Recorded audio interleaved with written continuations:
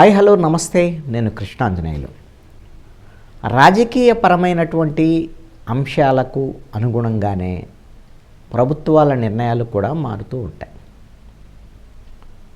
ఆంధ్రప్రదేశ్లో సిబిఐని ఆంధ్రప్రదేశ్లో ప్రవేశానికి అనుమతిస్తూ ఆంధ్రప్రదేశ్ ప్రభుత్వం ఈ రోజున నిర్ణయం తీసుకున్నది.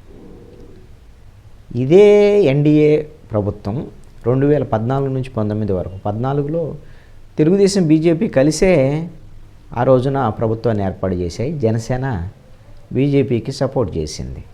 ఆటోమేటిక్గా తెలుగుదేశం పార్టీకి కూడా సపోర్ట్ చేసినట్టే. ఈ మూడు పార్టీలు అప్పుడు ఉన్నాయి. జనసేన అయితే నేరుగా ప్రభుత్వంలో లేదు, కానీ బీజేపీ తెలుగుదేశంలో ఉన్నాయి. బీజేపీ తెలుగుదేశం మధ్య ఘర్షణలు వచ్చినాయి. అప్పుడు ప్రత్యేక హోదా విభజన హామీల మీద 2018 ఆ సమయంలో అప్పుడు బీజేపీతో విభేదాలు వచ్చాయి, రాజకీయ విభేదాలు. ఎన్డీఏ నుంచి బయటకు వచ్చింది తెలుగుదేశం. దాంతో ఆంధ్రప్రదేశ్లో అప్పుడు ముఖ్యమంత్రి చంద్రబాబు నాయుడు, బీజేపీ ఏమో ఆంధ్రప్రదేశ్ ప్రభుత్వం నుంచి బయటికి వెళ్ళింది. తెలుగుదేశం కేంద్రంలో ఉన్న ఎన్డీఏ ప్రభుత్వం నుంచి బయటకు వచ్చింది. వీళ్ళిద్దరి మధ్య రాజకీయ విభేదాలు వచ్చాయి కాబట్టి అప్పుడు ఒక జీవో విడుదల చేశారు. ఆంధ్రప్రదేశ్లోకి సిబిఐ అనుమతి నిరాకరణ, అంటే మా అనుమతి లేకుండా మీరు ఆంధ్రప్రదేశ్లోకి అడుగు పెట్టడానికి లేదు సిబిఐ అని ఒక జీవో జారీ చేశారు. అయిపోయింది. ఇప్పుడు మళ్ళీ 2024 వచ్చేసరికల్లా తెలుగుదేశం, జనసేన, బీజేపీ కలిసే మొన్న ప్రభుత్వాన్ని ఏర్పాటు చేశాయి. 175కు 164 అసెంబ్లీ స్థానాలు కూడా వచ్చాయి. ఇప్పుడు కేంద్రంలో ఎన్డీఏలో తెలుగుదేశం ఉంది, ఆంధ్రప్రదేశ్ ఎన్డీఏ ప్రభుత్వంలో బీజేపీ కూడా ఉంది, జనసేన కూడా ఉంది. ఈ నేపథ్యంలో ఇప్పుడేమి ఇబ్బంది లేదన్నమాట. కేంద్రంలో కేంద్ర హోంమంత్రిత్వ శాఖ ఆధ్వర్యంలో ఆధీనంలో నడిచేటువంటి సిబిఐ ఆంధ్రప్రదేశ్లోకి సిబిఐ దర్యాప్తు పరిధిని విస్తరించేదానికి ఆంధ్రప్రదేశ్ ప్రభుత్వం అనుమతిస్తూ ఈ రోజున జీవో జారీ చేసింది. ఏమిటి అని అంటే కేంద్ర ప్రభుత్వ ఉద్యోగులు, కేంద్ర ప్రభుత్వ సంస్థలు, వీళ్ళకి సంబంధించినటువంటి వాళ్ళకి సంబంధించినటువంటి దర్యాప్తులు, విచారణలు, అవినీతి వ్యవహారాలు నేరుగా సిబిఐ విచారించవచ్చు, దర్యాప్తు చేయవచ్చు. అదే ఆంధ్రప్రదేశ్ సంబంధించినటువంటి రాష్ట్ర ఉద్యోగులకు సంబంధించినటువంటి వ్యవహారం వచ్చేసరికల్లా సిబిఐ ఆంధ్రప్రదేశ్ ప్రభుత్వం అనుమతి తీసుకోవాలి. ఇది ఈ జీవో ప్రకారంగా ఆంధ్రప్రదేశ్కు సంబంధించినటువంటి ఆంధ్రప్రదేశ్లోకి ఇప్పుడు సిబిఐ ఎంటర్ అవటానికి అనుమతి లభించిందనమాట. Delhi special police establishment act 1946 section 3 ప్రకారంగా ఈ సిబిఐ విచారణ పరిధిని ఆంధ్రప్రదేశ్లో కూడా విస్తరించేటువంటి విధంగా ఆంధ్రప్రదేశ్ ప్రభుత్వం అనుమతించింది. అయితే అసలు ఇది కేంద్ర ప్రభుత్వ ఆధీనంలో ఉండి, కేంద్ర హోంమంత్రిత్వ శాఖ ఆధీనంలో ఉండేటువంటిది సిబిఐ కదా. మరి కేంద్ర ప్రభుత్వం అంటే భారతదేశం మొత్తం ఉంటుంది కదా. కొన్ని రాష్ట్ర ప్రభుత్వాలు మీరు మాకు సిబిఐ రావడానికి వీల్లేదు మా రాష్ట్రంలోకి అని తీర్మానాలు చేస్తే ఆగిపోతాయా? కేంద్ర ప్రభుత్వానికి ఏం అధికారాలు ఉండవా అనేటువంటి దాని మీద కొంతమందికి అనుమానాలు ఉండొచ్చు. ఆంధ్రప్రదేశ్ ప్రభుత్వమే కాదు, పశ్చిమ బెంగాల్ కూడా సిబిఐకి సంబంధించినటువంటి విషయంలో మీరు మా అనుమతి లేని లోపలికి రావటం.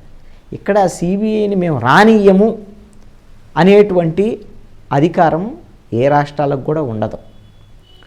ఇప్పుడు ప్రభుత్వాలు అని అంటే కేంద్ర ప్రభుత్వము, అదేవిధంగా రాష్ట్రాలకు సంబంధించినటువంటి రాష్ట్ర ప్రభుత్వాలు, ఎవరి అధికారాలు వాళ్ళకు ఉంటాయి.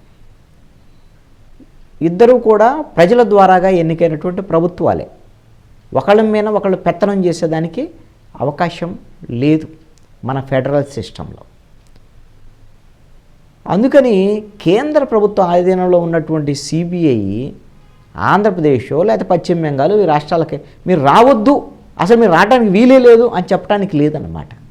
ఏం జీవో జారీ చేశారు అని అంటే, మీరు ఆంధ్రప్రదేశ్లోకి గిన ఎంటర్ అవ్వాలి అని అంటే, ఇది 2018లో జీవోకి సంబంధించిన అంశం.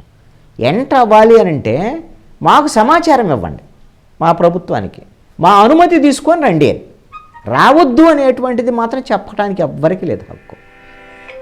మీరు మా ప్రభుత్వ అనుమతి తీసుకొని ఎంటర్ అవ్వాలి రాష్ట్రంలోకి అనేటువంటి అంశం మాత్రమే ఆ రోజున ఇచ్చినటువంటి అంశం. ఒకవేళ సిబిఐ ఒకవేళ మీ రాష్ట్రంలో పలానా వాళ్ళ మీద ఇది ఆరోపణలు వచ్చాయి, ఎక్కడ ఆంధ్రప్రదేశ్లో కూడా కేంద్ర ప్రభుత్వ సంస్థలు, కేంద్ర ప్రభుత్వ ఉద్యోగులు అన్ని రాష్ట్రాల్లో ఉంటారు. మరి వాళ్ళ మీద దాడులు చేయాలంటే సిబిఐ వస్తుంది కదా, వచ్చినప్పుడు వాళ్ళ అనుమతి తీసుకోవాలి అనేటువంటిది మాత్రమే చెప్పారు. మాకు చెప్పండి, సమాచారం ఇవ్వండి, మా అనుమతి లేకుండా రావద్దు అని. అసలు ఇప్పుడు ఇచ్చినటువంటిది ఏంటంటే, ఇప్పుడు మీరు కేంద్ర ప్రభుత్వ సంస్థలు వాళ్ళ ఉద్యోగులకు సంబంధించినటువంటి వ్యవహారం ఇవన్నీ మీ దర్యాప్తు విచారణ లేదని ఉంటే మీరు వచ్చి మీరు చేసుకోవచ్చు అనేటువంటి దాని మీద ఇచ్చారనమాట. ఇది డిఫరెన్స్.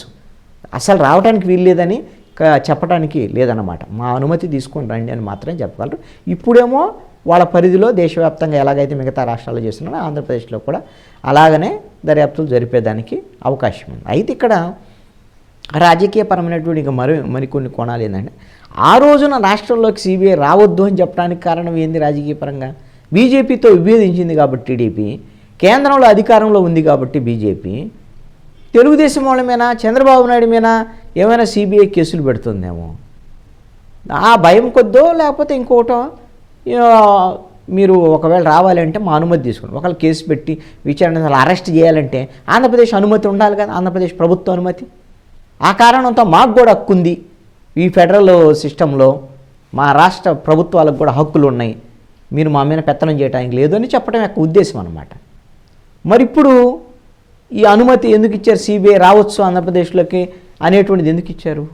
ఆంధ్రప్రదేశ్లో ప్రతిపక్షంలో ఉన్నటువంటి వైఎస్ఆర్ కాంగ్రెస్ పార్టీ మీద సిబిఐ, ఈడీ దీనికి సంబంధించినటువంటి కేసులు పెట్టాలి అని ఆంధ్రప్రదేశ్ ప్రభుత్వంలో ఉన్న ముఖ్యమంత్రి కానీ మిగతా వాళ్ళు కానీ డిమాండ్లు చేస్తున్నటువంటి పరిస్థితి. లిక్కర్ స్కామ్ అని, ఏపీ లిక్కర్ స్కామ్ కానీ మిగతా వాటిల్లో. దీన్ని బట్టి ఇప్పుడు సిబిఐ రంగంలోకి దిగాలి, ఆంధ్రప్రదేశ్కి రావాలి, జగన్మోహన్ రెడ్డి మీద ఇంకా కేసులు పెట్టాలి, జగన్మోహన్ రెడ్డిని అరెస్ట్ చేయాలి, లేదా వైసీపీ వాళ్ళని అరెస్ట్ చేయాలి. మనకు అరెస్ట్ చేయాలి కాబట్టి మీరు రండి, ఆంధ్రప్రదేశ్కి రండి అని ఇప్పుడు జీవో ఇచ్చారు. ఇవి రాజకీయపరమైనటువంటి వాళ్ళ అవసరాలకు అనుగుణంగా ప్రభుత్వాలకు సంబంధించినటువంటి నిర్ణయాలు మారుతూ ఉంటాయి అని అనడానికి ఇదే నిదర్శనం.